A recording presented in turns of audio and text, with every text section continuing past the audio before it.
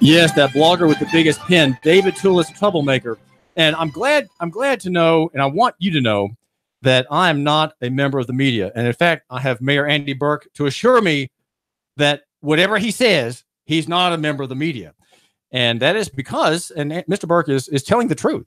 And that is because I'm a member of the press. It is a different body entirely. The media is simply a conduit for advertising, information, and propaganda. The press, on the other hand, which comprises people such as Judy Walton, our number 2 journalist in Chattanooga at the Free Press. The press is a different organ.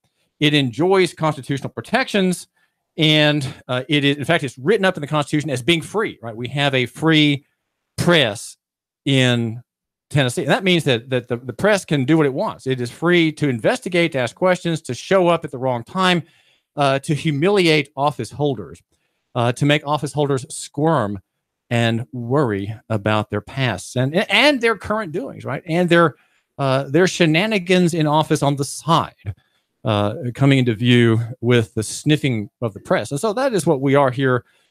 David Tulis, the blogger with the biggest pen. That's just all hype. As far as I'm concerned, I've got you, my listener, and we get together here every day, and that's all I need. I don't need to have hoopla. I don't need to be driving a Hummer. I don't need to be, boasting about things like that. I'm a very retiring person. In fact, I'm a person very shy. I'm a very shy person, and very unassuming. I'm a kind of a scholarly type person who's great. My jollies come by reading Tennessee Code annotated in the bathroom. Okay, that's what I do. I go through whole volumes of law books, some from the 19th century, in my bathroom.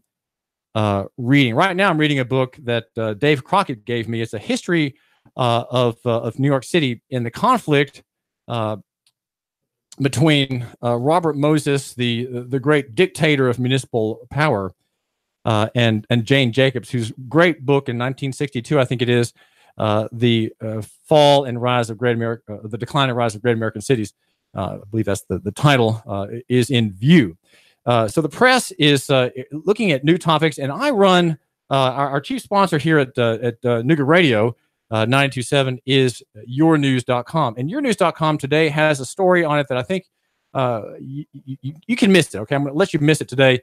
You should subscribe, but you can afford to miss it because I have the man involved in that story here, and we're going to ask him to give us just a couple minutes of his time, Jason Caissie. Now, he is a man who has a military background, and before we hear about the best kind of traffic stop in the state is the breastfeeding traffic stop. Okay, we got a breastfeeding traffic stop with a courageous man from the McNairy County Sheriff's Department and a lovely woman, a bride, Michelle, nursing.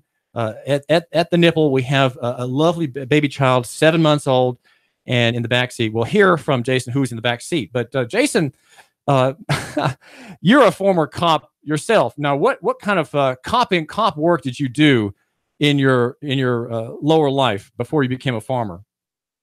I was in the military police. We did everything that regular law enforcement did. We were able to arrest people, arrest civilians, or detain civilians. I had arrested people for DUI and drugs. I was a drug dog handler for 3 years up in Alaska. Now, you've had other professions, other callings as well, Jason Caissie, age 44. Yeah. What else have you done? I used the GI Bill to go to college and became a physics teacher for about a year and a half. And then went to, I got an offer I couldn't refuse for a bomb dog handler opportunity up in Baghdad. And I did that for a couple of years. And then I got married, and my wife kept me home, and she's keeping me home from all that other stuff. Now, did you meet Michelle in Baghdad? Online in Baghdad, yes. So she was in the home country, and you were in foreign parts. Right. And now you live in, I tell my listener where Stantonville, Tennessee is, Jason Caissie. It's about an hour from Tupelo, north. Tupelo, Mississippi. Now, what happened Monday night? It's really, the night I was coming back from my brother's wedding in Louisiana, And so it was getting late, and my wife and I switched so she could breastfeed, and she was a little tired. She was taking a nap while she was doing that, and we're getting close to getting home, about half an hour, maybe a little more than, about half an hour from home, and I got pulled over, and I don't have a license, and so but I'm pretty calm about that because I've already I'm not scared to go to jail. So anyway, he pulled me over. He said it was because of no light bulb on my license plate. But first thing he asked is, do I have a license? And I told him no. And he said, why not? And I said that I don't use the roads for my place of business. And then he told me why he pulled me over, and took my information, and took my wife's license and my identification, and went back to the vehicle. And about 10 minutes later, or it felt like 10 minutes later, I wasn't timing it, but he came back and he said that he wasn't going to give anybody tickets, and have a nice day. And one interesting thing that stands out in my mind, he actually shook my hand. He presented his hand to shake, and I shook it, and he said, have a good day. And that's just, in my opinion, that's odd in the law enforcement, for a law enforcement officer to, reach out his hand without trying to handcuff you. That is unusual. Now, are you thinking that there are some mitigating circumstances that, in his mind, allowed him to not cite you or arrest you for, as he would say, driving without a license? Are there some circumstances, such as the ID that you proffered him, that made him maybe look at you differently? Yeah, I wasn't able to talk to the guy too much, so there's so many factors that could play in. Well, for one, I know that some law enforcement officers will not ticket a nurse. Now, I'm not a nurse, but my wife was, so he probably took that into account. Is she a nurse? What do you mean? Yes, she's a nurse. She's a breastfeeding consultant, actually. And, we actually got a little discussion because he said that it was illegal for what she was doing. And she said, from what I know, as a breastfeeding consultant, it's not illegal. I tell people you can do it all the time. Well, do what? What are you talking about? Do what? To breastfeed while in a moving vehicle with the child not properly restrained, because, the child needs to be in her arms. Well, let me ask you this, just backing up. Were you in a moving vehicle, Jason Caissie? Okay. Yeah. A moving car. Okay. So you're saying you were not in a moving vehicle, you were in a moving car. Yeah. Well, explain that. What does that mean? Well, and I'm not like too knowledgeable on the whole vehicle and motor vehicle and stuff, but it appears to me that vehicle and motor vehicles are, in legal terms, commercial terms. And so, I try to stay away from those commercial terms, and because I'm not in commerce, and so I don't take a vehicle I just want to stay away from all those commercial terms. Don't be in commerce. Well, is staying away from the commercial terms enough, or is it really more important to emphasize or to stay in your activity away from commercial activity when you use the road? Yes. Right. So are you involved in commercial activity on the road, Jason Caissie of Stantonville? No. Well, if you were, what would that look like?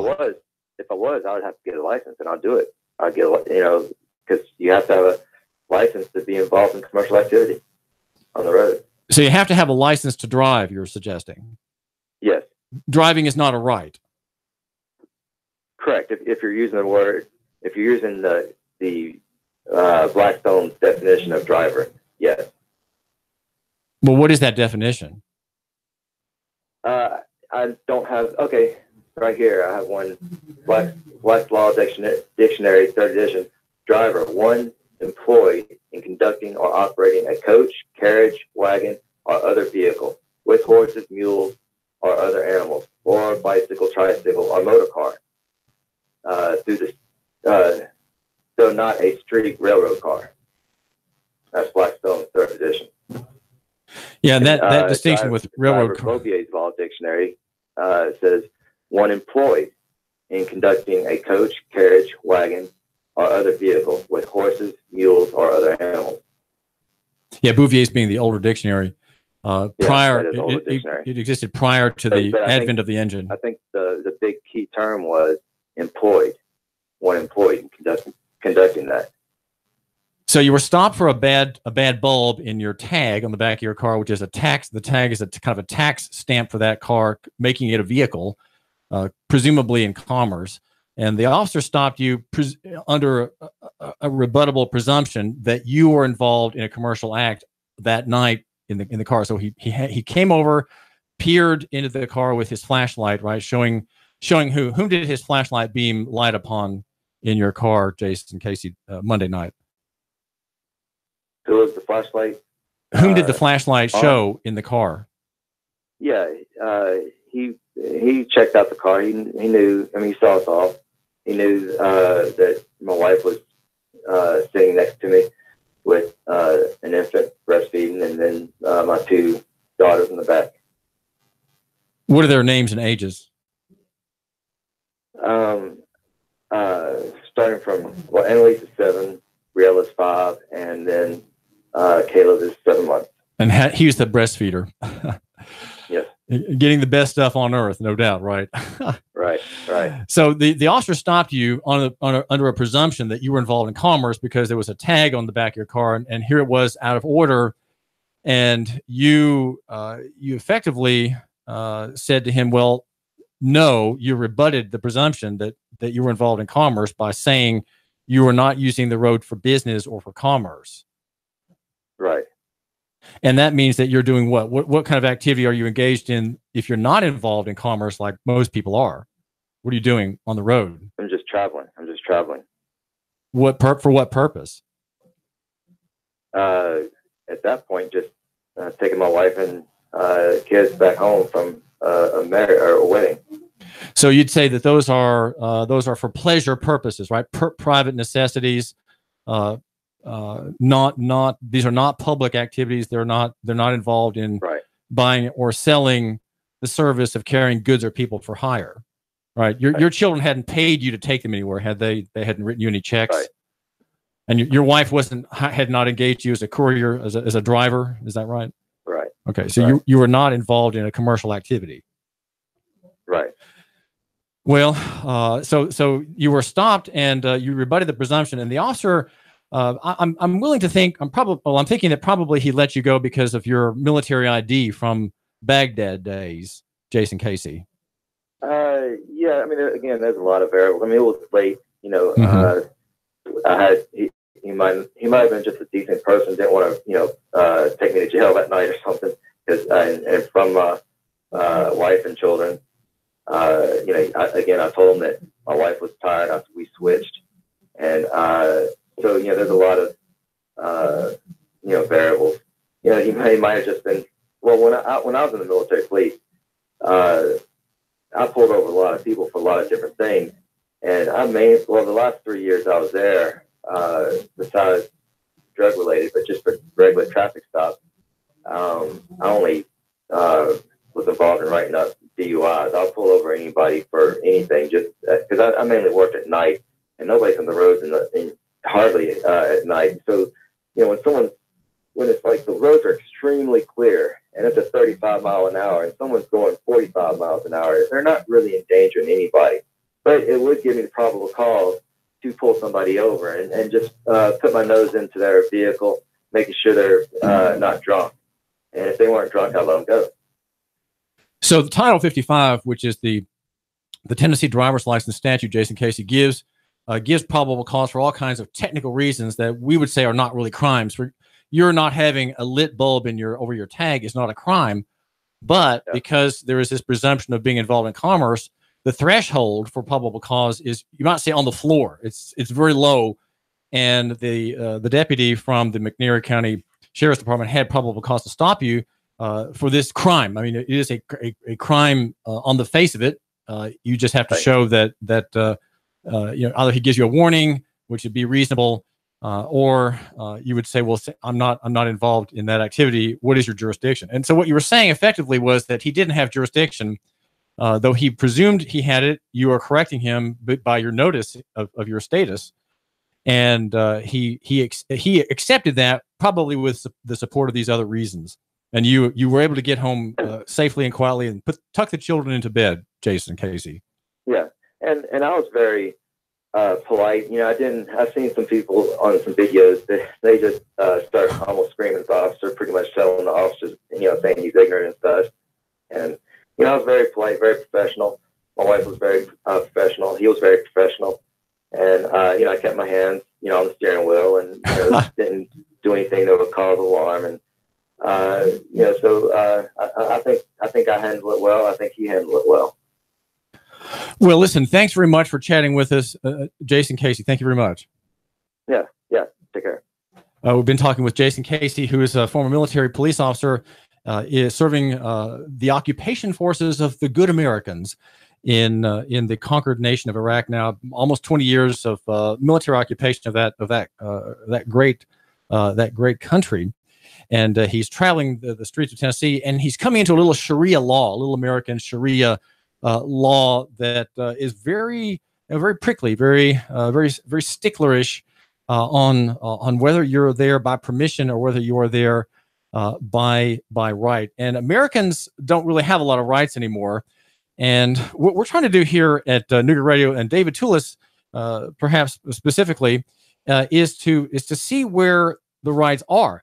And one way of seeing where the rights are is to study the law. And I've done a great service, I hope, to Mayor Andy Burke by giving notice to City Council in late February of the nature and status of the law in Tennessee and all the court rulings that pertain, and also to Sheriff Jim Hammond March the 1st. It was and I've made note of that at yournews.com and also at Nooganomics.com. These are our sponsors here on the David Tulis Show, the most unusual show perhaps that you can encounter, where every day we deal with these questions of how to find prosperity, how to live out the confident, free life. And that, of course, is service to others. Service to others. Jason indicated that he had a great deal of professional respect in his late night traffic encounter with the officer, speaking respectfully, holding his hands on the steering wheel. He is a traveler, not a driver, not an operator of a motor vehicle, but rather one outside the streams of commerce, outside of the federal code, Title 49, which regulates transportation, and also, as he understands it, outside the scope of jurisdiction, outside the purview, if you will, of the Tennessee transportation law. That's Title 55. You might say the Driver's License Act of the Commercial Driver's License Act of 1988, which we all bowed down to, right? We all bowed down to it because we think it applies to us, and yet, as he suggests, it may not. It may, in fact, not. And that's what the whole David Tulis Transportation Administrative Notice project is about. It is, and I can't get into it today, but it is a labor on my behalf, on behalf of the African American former slave population in Hamilton County. I'm trying to make amends. I'm trying to make personal reparations for the sins of my people. I am a white Christian, and a book has torn me upside down, or turned me upside down, if you will. The book by Joel McDermott, I highly recommend, and we will be talking about this volume another day. And it is called The Problem of Slavery in Christian America. How can the Christian people have accepted in the South and in the North slavery, perpetual chattel slavery, and convicted of my sins of omission, my sins of ignorance? I'm working to bring a reform in the law and in the practice of law enforcement by saying, hey, here's Title 55. Hey, here's Title 65. And hey, U.S. Code 49. These control transportation, but they do not control. The free use of the people's asset. The people's chief asset, the chief infrastructure asset of the people of Tennessee is the highway system, state and local, and the roads belong to them. Without the free movement of people, apart from any governing or permitting hierarchy, there is no liberty. How can I be a Christian and go to church and worship God if I have to ask permission to do it? How can I exercise as a man, my religious rights, my rights as a member of the press. If I have to ask permission to get from my house on the hilltop with the granny house behind it, from there to my church, if I have to ask permission to do that, do I have religious liberty, which is protected, interestingly enough, in our Constitution, state and federal? David Tulis here. We are brought to you by Your News Now. Your News, yournews.com, I should say, yournews.com. Our chief sponsor, yournews.com. Subscribe and keep up with my work. I'm very grateful that you've given me just a minute of your time here at 92.7. 92.7. Traffic, news, and information. Nooga Radio. Digital FM 95.3.